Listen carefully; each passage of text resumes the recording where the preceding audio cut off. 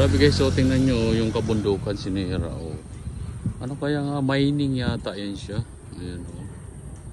Mining. Siguro sa mga, ano kaya mga, ano dyan, mining yung mga coal siguro. Ang ganda.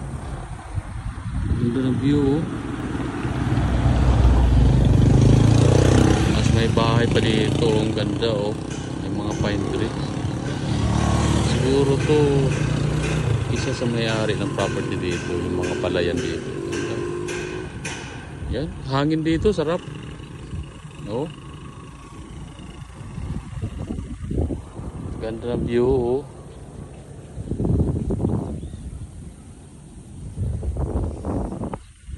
Puro mga parang nasa gitna ng ano, ang paligid puro kabundukan.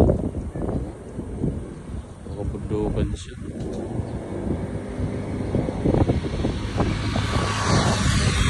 Tapos dito sa gitna mga palayan naman. Ayan na yung ano ng semento, solid semento.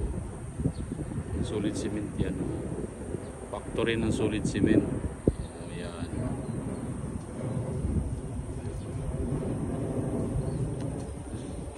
Ganda guys.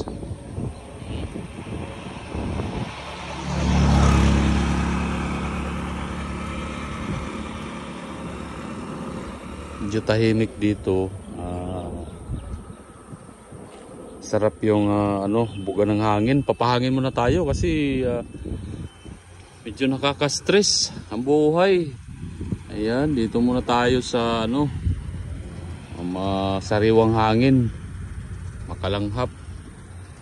Oh, ito hinarbisan na to oh. Tingnan mo yung mga palayan dito, hinarbis na kasi alam nila nga may bagyo na paparating. Maraming bagyo kaya hinarbis na. Okay, sa maunahan ang kalamitis, hangin, baha, tubig. Paligid, paikot, puro puro kabundukan. Ganda.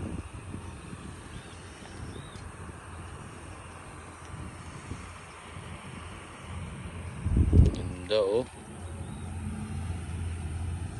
Dito tayo sa ilalim ng puno kasi preskong hangin. Oh, papahangin muna tayo guys.